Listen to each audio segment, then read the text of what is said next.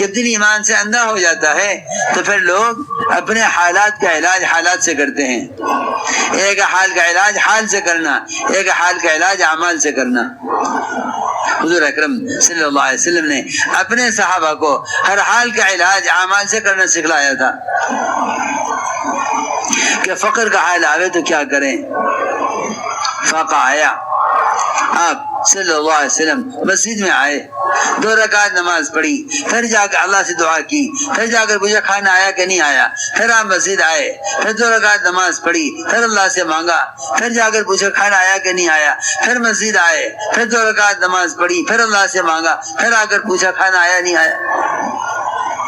یعنی آپ غور کریں، جس نبی کے لیے آسمان سے کھانا تیار اترتا ہو برتن میں بند، حدیث میں ہاٹ پاٹ جس میں کھانا گرم رہتا ہے، یہ لفظ آیا ہے حدیث میں، یہ لفظ آیا حدیث میں، مسخن، کھانا آپ کے لیے آسمان سے ایسے برتن میں اتارا گیا ہے جس میں کھانا گرم رہے، ٹھنڈا نہ ہو.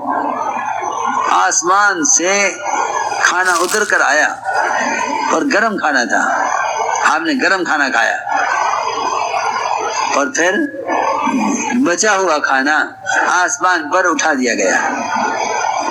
آپ نے فرمایا اگر میں کھانا واپس نہ کرتا آسمان پر، اگر میں کھانا واپس نہ کرتا آسمان پر، تو قیامت تک اس میں سے لوگ کھاتے رہتے اور یہ نہ یہ ختم ہوتا نہ یہ خراب ہوتا.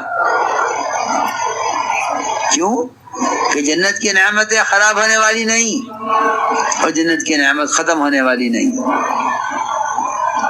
سننے کی بات ہے، وہ ذات جس کے لیے آسمان سے کھانا تیار اترے،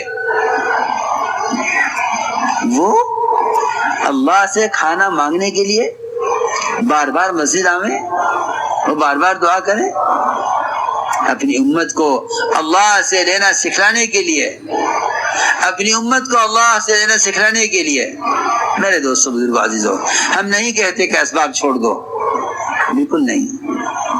اسباب کا ترک کرنا مجاہدہ نہیں ہے، بلکہ یہ کہتے ہیں کہ اسباب میں حکم داخل کرو، اسباب سے احکام کو نکال دو. خدا کی قسم یہ غیروں کے اسباب ہیں، ورنہ مسلمان غیر مسلم اسباب میں مشترک ہو جائیں گے اگر اسباب میں سے احکام نکال دیے جائیں. اسباب میں احکام کا ہونا یہ مومن کی شان ہے کہ حکم پورا کرے. اسباب میں احکام کو نکال دینا یہ اللہ کو نہ ماننے والے کا راستہ ہے کہ وہ اسباب میں احکام کو نہیں جانتا کہ اسباب میں کیا احکام ہے. اس لیے بات یاد رکھو کہ سبب اصل نہیں ہے، اسباب میں حکم اصل ہے، اسباب میں حکم کا پورا کرنا اصل ہے. کامیابی اسباب میں نہیں ہے، اس حکم کے پورا کرنے میں کامیابی ہے جو احکام اسباب کے اندر ڈالے گئے ہیں. اس لیے چاہیے کہ اپنی زندگی کو رخ کو بدلیں. رخ بدلے گا یقین کے بدلنے سے، رخ بدلے گا یقین کے بدلنے سے. اس لیے ہمیں چاہیے کہ سب سے پہلے اپنی محنت اور اپنی دعوت میں اس کلمے کو لے کر آویں. میرے دوستو، بزرگ، عزیزو، اتنا ایمان سیکھنا ہر مومن کے ذمہ فرض عین ہے جس سے نماز، اتنا ایمان سیکھنا فرض عین ہے ہر مومن کے ذمہ جس سے مومن حرام سے بچ جائے، جس سے مومن حرام سے بچ جائے. آپ نے یہی فرمایا تھا ان تحجزہ عن محارم اللہ، کہ یہ مومن کو حرام سے روک دے. اس لیے ایمان اپنی علامتوں کے ساتھ ہے، کہ ایمان اپنی علامتوں کے ساتھ ہے. ہمیشہ یاد رکھو، ایمان اپنی علامتوں کے ساتھ ہے. ایمان کوئی دعویٰ نہیں ہے کہ میں ایمان والا ہوں، کہ ایمان والا اسے کہتے ہیں جس کے اندر ایمانی صفات پائی جائیں. آپ تاجر اسے کہتے ہیں جو دکان پر بیٹھتا ہو، تجارت کرتا ہو. آپ زمیندار اسے کہتے ہیں جو زمیندارہ کرتا ہو. آپ حاکم اسے کہتے ہیں جو حکومت کرتا ہو. اگر آج حکومت کے تختے سے ہٹ جائے تو لوگ اسے صدر نہ کہیں گے، وزیر نہ کہیں گے. میں حیران ہوں کہ اگر وزارت ختم ہو جائے تو کوئی وزیر کہنے کو تیار نہیں، اور اگر یہ ڈاکٹری چھوڑ کر تجارت کر لے تو لوگ اسے ڈاکٹر کہنے کو تیار نہیں. آج ایک آدمی اپنا پیشہ بدل دے، اس کا نام بدل جاتا ہے. لیکن عجیب بات ہے، نماز پڑھتے نہیں، زکوٰۃ دینے میں سستی۔ اب آ رہا رمضان کا مہینہ، کیسے روزہ رکھوں؟ مجھے تو کھیت پہ جانا ہے، روزے کا اہتمام نہیں، نمازوں کا اہتمام نہیں، زکوٰۃ ادا نہیں کرتا، اور کیا کہتا ہے کہ میں تو ایمان والا ہوں۔ ایسا معلوم ہوتا ہے کہ ان ساری ایمان کی علامتوں کو اور تمام ایمان کے تقاضوں کو اور تمام ایمان کے فرائض کو بھلا کر خبر نہیں کس چیز کا نام ایمان رکھا ہے۔ میرے بزرگ دوستو عزیزو، ایمان اپنی علامتوں کے ساتھ ہے، ایمان اپنی علامتوں کے ساتھ ہے۔ اس لیے فرمایا، ایک صحابی نے سوال کیا حضور اکرم صلی اللہ علیہ وسلم سے کہ یا رسول اللہ، یہ تو بتائیے کہ ایمان کسے کہتے ہیں؟ آپ نے فرمایا، اذا سرت کا حسنتوں کا وسعت کا سیدوں کا فانت مومن، کہ یہ تجھے نیکی خوش کرے اور گناہ اندر سے غمگین کرے، جان لے کہ تو مومن ہے۔ ایمان کی علامت اس طرح بتلائی، جب تجھے نیکی سے خوشی ہونے لگے اور گناہ سے غم ہونے لگے تو جان لے کہ تو مومن ہے۔ اذا سرت کا حسنتوں کا وسعت کا سیئتوں کا فانت مومن۔ اس لیے اتنا ایمان سیکھنا فرض عین ہے ہر مومن کے ذمہ، جتنا ایمان مومن کو حرام سے روک دے۔ اور واقعی اگر اس ایمان کی طرف دل پیدا ہو جائے، جس طرح میں عرض کر رہا، اگر اس طرح ایمان کی طرف دل پیدا ہو جائے تو اللہ کا وعدہ ہے، من یرید العلم والایمان یؤتیہ اللہ، کہ جو علم اور ایمان چاہے گا اللہ اس کو دیں گے۔ اس لیے میرے دوستو عزیزو، اس سب سے پہلے تو دل سے اس بات کا عزم کرو کہ ہم ایمان سیکھیں گے۔ اب تک ہم سے اس میں غفلت ہوئی، ابھی تک ہم سے اس میں غفلت ہوئی کہ ہم نے ایمان کے سیکھنے کو کوئی کام نہ سمجھا۔ اب تک ہم سے اس میں غفلت ہوئی کہ ہم نے ایمان سیکھنے کو کوئی کام نہ سمجھا۔ آج سے عزم کرو کہ انشاءاللہ ہم ایمان سیکھیں گے۔ اور یہ بات میں عرض کر چکا کہ ایمان کے سیکھنے کی اصل جگہ وہ مسجد کا ماحول ہے۔ کبار صحابہ اپنے ایمان کی یہاں مشق کیا کرتے تھے، اس لیے چاہیے کہ مسجدوں کے ایمان کے حلقوں سے آباد کریں۔ اور دوسری بات یہ ہے، حضرت فرماتے تھے، جس چیز کو آپ اندر پیدا کرنا چاہتے ہو بے اعتبار حقیقت کے، اس کو اللہ کے راستے میں نکل کر زیادہ کرو۔ یہ نقل و حرکت اصل یقین کو بدلنے کے لیے تھی۔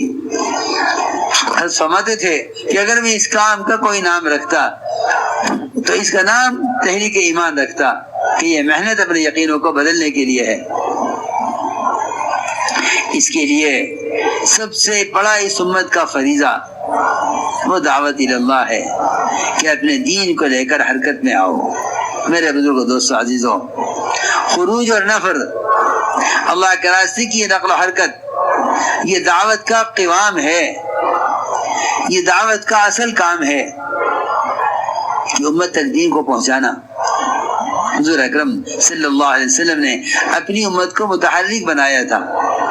اس زمانے میں غلط فہمی پیدا ہوئی کہ کسی بھی ذریعے سے دین کا پیغام پہنچا دو، حالانکہ حضور اکرم صلی اللہ علیہ وسلم نے ساری امت تک دین کی دعوت کو پہنچانے کے لیے اپنے صحابہ کو نقل و حرکت پر ڈالا، اپنے صحابہ کو آپ نے نقل و حرکت پر ڈالا، ساری امت تک دین کو پہنچانے کے لیے صحابہ کو نقل و حرکت پر ڈالا، اس لیے کہ مسلمان ہی اصل عمل کی مشین ہے، مسلمان ہی عمل کی مشین ہے۔ عمل سے عمل زندہ ہوگا، عمل سے عمل زندہ ہوگا۔ اپنے عمل کو لے کر اگر حرکت میں آئیں گے تو اس سے دین عمل طور دنیا میں قائم ہوگا۔ اس لیے چاہیے کہ اپنے دین کو لے کر حرکت میں آئیں۔ کسی بھی ذریعے سے دین کا پیغام پہنچا دینا دعوت نہیں ہے، بلکہ میرے عزیز دوستو، اس زمانے میں ایسے آلات و ذرائع ہیں کہ لوگ ان کے ذریعے دین کی بات کو پہنچانے کو سمجھتے ہیں کہ ہم نے بات پہنچا دی۔ حضرت فرماتے تھے، جب حق کو چلانے کے لیے باطل کا سہارا لیا جاتا ہے تو اس سے باطل حق نہیں چلتا۔ کہ حضور اکرم صلی اللہ علیہ وسلم نے امت تک دین کو پہنچانے کے لیے اپنے صحابہ کرام کو نقل و حرکت پر ڈالا تھا۔ اللہ کے راستے میں پھرنا اللہ کا امر ہے کہ ہم اس کام کو اللہ کے حکم کی وجہ سے کریں۔ فرمایا انفروا خفافا وثقالا، نکلو اللہ کے راستے میں ہلکے ہو یا بھاری۔ حضرت مقداد رضی اللہ تعالی عنہ اتنے بھاری بدن صحابی تھے کہ جب وہ تخت پر بیٹھتے تھے تو ان کا بدن کا گوشت تخت سے باہر نکل جایا کرتا تھا، باہر لٹک جایا کرتا تھا، لیکن ہر سال نکلتے تھے۔ لوگوں نے کہا مقداد آپ معذور ہیں، اللہ نے آپ کو معذور قرار دیا ہے۔ فرمایا کہاں اللہ نے معذور قرار دیا مجھے؟ کہاں اللہ نے کہا کہ معذور ہوں؟ اللہ تو کہہ رہے قرآن میں انفروا خفافا وثقالا، نکلو اللہ کے راستے میں ہلکے ہو یا بھاری۔ اللہ تو یہ فرما رہے ہلکے بدن اور بھاری بدن نکلو۔ ہم تعویل کرتے ہیں اللہ کے راستے سے جان بچانے کے لیے، صحابہ تعویل کرتے تھے اللہ کے راستے میں جان کھپانے کے لیے۔ اس لیے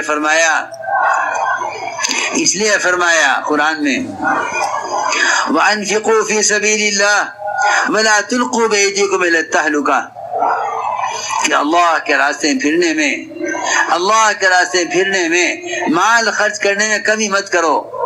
سنو دھیان سے، قرآن کی آیت پڑھ رہا ہوں، اس کا صحیح ترجمہ، اس کا شان نزول اور اس انفاق کا اصل مقصد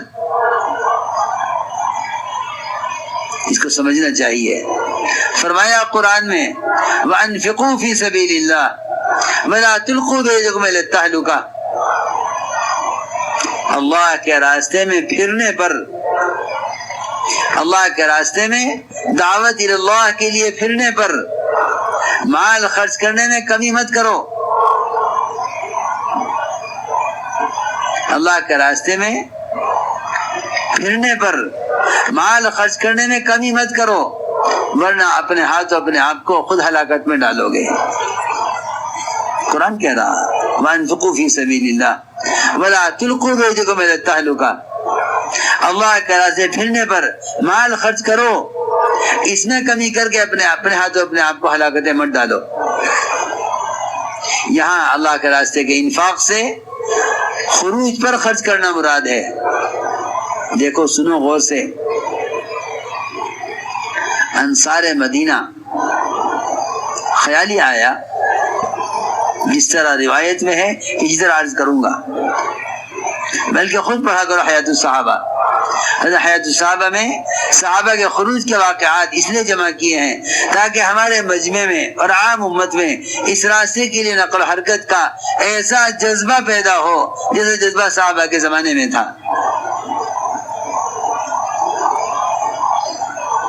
حیات الصحابہ حضرت نے یہ سارے واقعات جمع کیے ہیں صحابہ کے خروج و نقل و حرکت کے۔ آپ صلی اللہ علیہ وسلم نے دین سیکھنے کے لیے صحابہ کو بٹھایا نہیں، بلکہ سیکھنے سکھلانے کے لیے حرکت میں ڈالا ہے، سیکھنے سکھلانے کے لیے حرکت میں ڈالا ہے کہ آؤ دور سے سیکھنے کے لیے مدینے میں اور جاؤ مدینے سکھلانے کے لیے دور کے ملکوں میں۔ آپ نے تعلیم اور تعلم کو نقل و حرکت کے ساتھ جوڑا تھا، تعلیم اور تعلم کو نقل و حرکت کے ساتھ جوڑا ہے۔ اللہ کے راستے کا نفر بھی تفقہ فی الدین کے لیے تھا، دین سیکھنے کے لیے نکلو، سکھلانے کے لیے نکلو۔ میرے دوستو عزیزو، میں عرض کر رہا تھا انصار جمع ہوئے، انصار جمع ہو کر بیٹھے مشورہ کرنے، اور کیا کہا انصار نے؟ اللہ کا بہت بڑا شکر ہے، اس کا کرم ہے کہ ہم نے حضور اکرم صلی اللہ علیہ وسلم کی بڑی مدد کی ہے اور واقعی خوب کی ہے۔ کہا انصار نے جمع ہو کر ہم نے اللہ کے نبی کی بہت مدد کی ہے اور بڑی جانیں کھپائی ہیں، بڑا مال خرچ کیا ہے، بہت پھرے ہیں۔ اب تک کی ساری کوشش سے مسلمان خوب ہو گئے، کام کرنے والا عملہ خوب تیار ہو گیا، اسلام پھیل گیا، اسلام کو قوت حاصل ہو گئی، اسلام کو عزت مل گئی، اسلام غالب آ گیا۔ اب اگر کچھ چند مہینے کے لیے، سمجھے 6 مہینے کے لیے انصار نے یہ طے کیا کہ مدینے میں رہیں، 6 مہینے صرف مدینے میں رہیں، 6 مہینے کے بعد جہاں چاہے بھیج دیا جائے ہمیں، لیکن 6 مہینے میں مدینے میں رہ کر کچھ کاروبار دیکھ لیں، کچھ زمینیں سوکھ گئی ان کو دیکھ لیں، کچھ کھیتی باڑی کر لیں، تھوڑی سی کچھ کاروبار دیکھ لیں، کچھ گھر ٹوٹ ٹاٹ گئے ان کی اصلاح کر لیں، 6 مہینے کے بعد جہاں چاہے بھیج دیا جائے ہمیں، بس 6 مہینے ہماری تشکیل نہ ہو، ہم مدینے میں رہیں گے 6 مہینے۔ مدینے کی فضیلت، دجال یہاں داخل نہیں ہو سکے گا، دین سمٹ کر مدینے پر ایسے آ جائے گا جیسے سانپ سمٹ جاتا ہے اپنے بل کے اندر۔ مدینے کے فضائل ہیں، ملائکہ مدینے کی حفاظت پر متعین ہیں، آپ کے منبر گھر کے درمیان کا حصہ جنت کی کیاری ہے، لیکن خدا کی قسم نہ محمد صلی اللہ علیہ وسلم نے نہ آپ کے خلفاء نے کبھی صحابہ کا مدینے میں رہنا پسند کیا، کبھی پسند نہیں کیا، کبھی پسند نہیں کیا۔ اگر یہ مدینے میں رہنا پسند کرتے تو اسلام ملکوں میں نہ پھیلتا، اسلام نہ پھیلتا ملکوں میں اگر یہ مدینے میں رہنا پسند کرتے۔ مدینے کی فضیلت، آپ کی صحبت کو قربان کیا اسلام کو قائم کرنے کے واسطے، صحابہ کو نقل حرکت پر ڈالنے کے لیے۔ سنو غور سے، یہ بھی کہا انصار نے اب کوئی جنگ ہونے والی نہیں ہے، اب کوئی لڑائی بھی آگے نہیں ہے، لڑائیاں ختم ہو چکی، غزوات ہو چکے۔ یہ میں اس لیے کہہ رہا ہوں کہ اگر کسی کے ذہن میں اس بات کا خیال ہو کہ صحابہ تو قتال کے لیے نکلا کرتے تھے، یہاں انصار نے یہ بھی کہا روایت میں ہے کہ اب کوئی قتال بھی ہونے والا نہیں ہے، تو لہٰذا اگر نکلنا قتال کے لیے ہے تو قتال بھی نہیں ہے، تو اس لیے مدینے میں رہو۔ ادھر تو انصار مشورہ کر رہے تھے 6 مہینے مقامی کام کے ساتھ مدینے میں رہنے کا، ادھر انصار مشورہ کر رہے تھے۔ روایت میں ہے کہ انصار نے یہ مشورہ حضور اکرم صلی اللہ علیہ وسلم نے چھپ کر کیا تھا، اور خود کہتے ہیں انصار کہ ہم نے نفاق کی وجہ سے نہیں، اسلام سے، اللہ کے رسول سے محبت کے ساتھ کیا تھا ہم نے۔ ادھر یہ مشورہ ہو رہا تھا، ادھر قرآن نازل ہو رہا تھا، وَانفِقُوا فِي سَبِيلِ اللَّهِ وَلَا تُلْقُوا بِأَيْدِيكُمْ إِلَى التَّهْلُكَةِ، اللہ کے راستے پھرنے پر مال خرچ کر کے، اللہ کے راستے پھرنے پر مال خرچ کرو، اس میں کمی کر کے اپنے ہاتھوں اپنے آپ کو ہلاکت مت ڈالو۔ قرآن اس پر نازل ہوا۔ آپ نے کہا انصار سے، انصار کیا مشورہ کیا ہے تم نے؟ دیکھو اللہ ناراض ہو رہے تمہارے اس مشورے پر۔ انصار کہتے ہیں قرآن کی آیت ہمارے مشورے، ہمارے ارادے کا انکار کرنے کے لیے نازل ہوئی ہے، اللہ نے اس آیت میں ہمارے ارادے کو رد کیا ہے۔ سوچو تو صحیح، سوچو تو صحیح، سوچو تو صحیح۔ چھوٹا سا ذمہ دار لیے بیٹھا ہے، بس تسبیح پڑھ لوں، ذکر کر لوں، اللہ اللہ کر لوں، 5 وقت کی نماز پڑھ لوں، حج میں نے کر لیا، روزہ رکھ لوں، زکوٰۃ دے دوں اور مر جاؤں۔ یہ تیری ذمہ داری تھی؟ یہ تیری ذمہ داری؟ خدا کی قسم اس امت کو جو ذمہ داری سمجھائی گئی ہے نبوت کی نیابت میں، یہ کہہ کر سمجھائی گئی ہے، یہ کہہ کر سمجھائی گئی ہے کہ تم ساری کی ساری امت ایک کشتی کی سوار ہو۔ آج اس کشتی میں سوراخ کرنے والے لاکھوں ہیں، لیکن اس کشتی میں سوراخ کرنے والوں کو روکنے والے سینکڑوں بھی نہیں ہیں۔ دیکھ لو امت کا حال۔ کہتے ہیں فرض کفایہ ہے، فرض کفایہ اسی کو تو کہتے ہیں کہ آیا یہ تعداد کافی ہو جائے گی؟ اس کشتی میں سوراخ کرنے والوں کو روکنے کے لیے تعداد کافی ہے؟ کشتی میں سوراخ کرنے والے لا تعداد کروڑوں انسان